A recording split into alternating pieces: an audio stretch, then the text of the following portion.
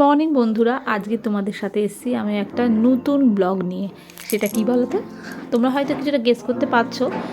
আমি তোমাদের বলছি, এটা দেখো আমি আমার বিয়ের কথাবার্তা চলছে। প্রথমবার শ্বশুরবাড়ির থেকে 7জন না 8জন এসেছিলো। আমি তাদের কোনোদিনই দেখিনি, সত্যি কথা বলতে যা। তারা আমাকে এই প্রথমবার দেখছে, বুঝতেই পারছো কীরকম টেনশন হচ্ছে। তোমরা হয়তো ভাবছো যে এটা কীরকম। আমার তো লাভ ম্যারেজ, বাট আমার লাভ ম্যারেজ হলেও কী হবে, অ্যারেঞ্জ ম্যারেজের মতোই সব হয়েছে। আমি শুধু ছেলেকেই চিনতাম, ছেলে শুধু আমাকেই চিনতাম। আমরা কিন্তু কোনো দিন আমি কিন্তু কোনো দিন বিয়ের আগে তাদের বাড়ি যাইনি সেই অর্থে। আর ও হয়তো একবার দুবার আমাদের বাড়িতে এসেছিলো বা বন্ধু হিসেবে। আমাদের বাড়িতে অনুষ্ঠান হয় 15 আগস্টে শ্বশুরবাড়ি, সেই অর্থেও এসেছিলো। কিন্তু বিশ্বাস করে প্রথমবার আমার কী টেনশন হচ্ছিলো, লাভ ম্যারেজগুলোই কী হবে। কিন্তু ভাবো, এতগুলো লোক আমাকে দেখতেছে, ভাবতেই পারছি কি আমার টেনশন।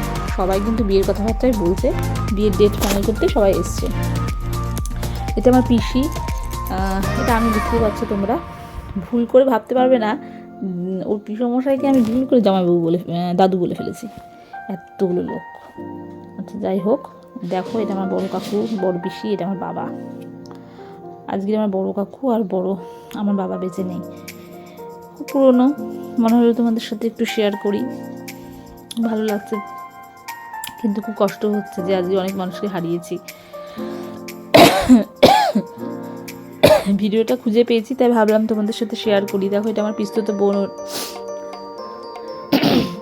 বাবার ছবিটা বারবার চোখে আসছে, ভেসে আসছে বাবার কথা, খুব মনে হচ্ছে। ওদের বাড়ির থেকে এসেছিলো ওর বাবা, ওর কাকা, ওর 2 জামাইবাবু, পিসমশাই, ওর মামা একটা, ওর বাবার মামা একজন। এটা আমার মা। দেখো এখন কেমন লাগতো, মাকে কেমন লাগছে, আর তখন মাকে কেমন লাগতো। এটা জামাইবাবু, ওর বড় জামাইবাবু। এটা আমার শ্বশুরমশাই। তোমাদের সাথে সবাইকে মোটামুটি একটু দেখিয়ে দিলাম। এটা আমার একটা দাদা, পিস্তত দাদার মেয়ে। অনেক লোকজন বেশ সময়গুলো তখন ভালো ছিল, টেনশন ছিল, তাও সবাই তো কাছে ছিল।